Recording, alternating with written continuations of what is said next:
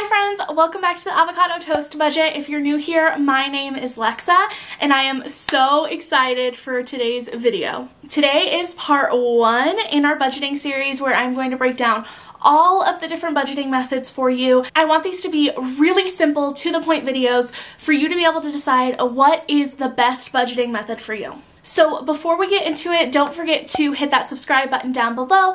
Also push that notification bell, that way you get notified every single time that I upload. And if you enjoy this video and you want to see more, make sure that you hit that thumbs up button. It really helps out with the YouTube algorithm. It helps boost this video to the top so that more people can find this content. And I don't want to waste any more time, so let's get into it. For this series, I figured we would just start it off with a bang and go with my personal favorite budgeting method, which is the zero-based budget. Now, if you have literally never heard of this before, a zero-based budget is often referenced as the kind of budget where your income minus your expenses equals 0. But to be perfectly honest with you, the first time that I heard that, I was like, okay, that sounds great, but I literally have no idea what that means. So the way that I like to explain a zero-based budget is that it is all about looking at the money that you have now and deciding what that money needs to do for you until you get paid again. Most of us, when we think budgeting, we think of looking ahead, guessing what we're going to make next month, and deciding where all of that money is going to go, but we're budgeting money that we don't have yet. This can make it really hard when you have variable income, no income, or for whatever reason, you just don't know how much you're going to have in an inflow of cash. So a zero-based budget kind of twists that traditional method around,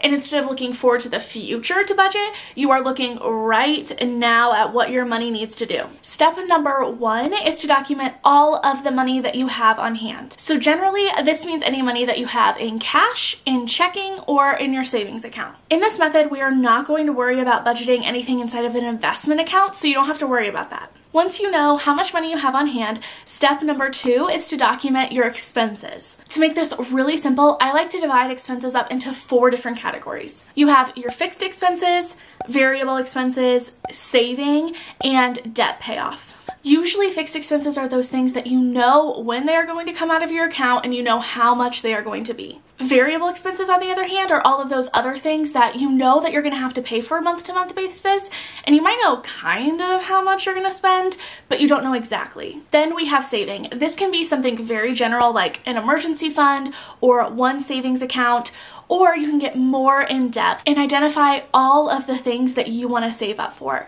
This can also include any contributions that you want to make to an investment account. And our last category is debt. So this is any payments that you are making on debt, whether that is the fixed monthly payment or any extra payments that you want to put toward that. And finally, step number 3 of our zero-based budget is to assign all of the money that you have on hand to an individual expense. I'm going to pop up a quick example of what that might look like here. That way you have a visual, you can screenshot this for reference. So now that we know the basics of a zero-based budget, how do you actually go about executing this? If you've been to my channel before, you know that I use a software called YNAB. It stands for You Need a Budget.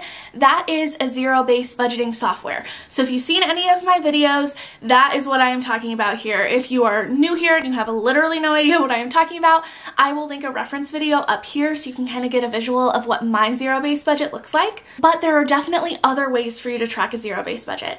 A cash envelope system is a very popular zero-based budgeting method, and some people choose to do it on pen and paper, like you can see in this video clip here. So what are the pros and cons of using a zero-based budget, and who is this budgeting method going to work for? Some pros to a zero-based budget are that you are giving every dollar value, which means you know exactly what your money is doing for you. This is the best way to take advantage of literally every single penny that you come across. It also really helps you to prioritize what your money is doing for you, and it makes sure that your money is helping you meet your financial and personal goals. But there is definitely a con to it, and I feel like the con is the very obvious thing, that this is a very in-depth way of budgeting. In order for a zero-based budget to work, you do have to track all of your expenses, because if you've assigned all of your money a category, you need to know where your money is actually going after that. And because of that reason, especially when you're first getting started with this method, it might take you a little bit more time to get used to.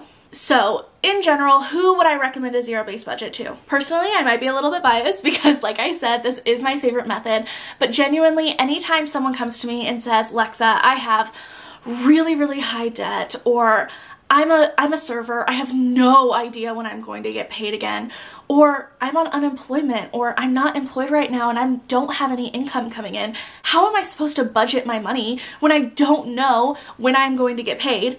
I always recommend a zero-based budget to these people. So I always say if you have high expenses, low income, high debt, or variable income, zero-based budgets are awesome for you. They will take some time to get used to. You are going to mess up along the way. You are going to forget to track all of your expenses. Trust me, I still forget to track all of my expenses.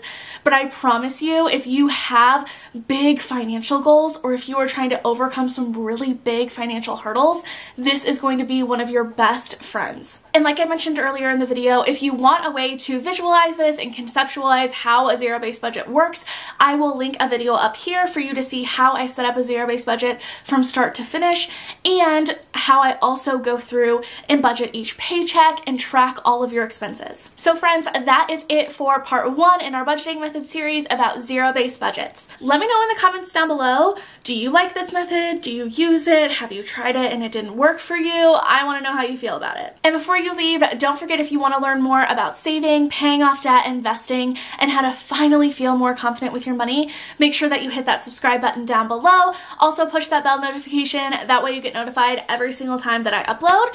If you enjoyed this video, also please give it a big thumbs up. It really helps out the YouTube algorithm. It helps boost this video to the top. That way more people can find this content. Thank you all so much for watching, and I'll see you next time. Bye.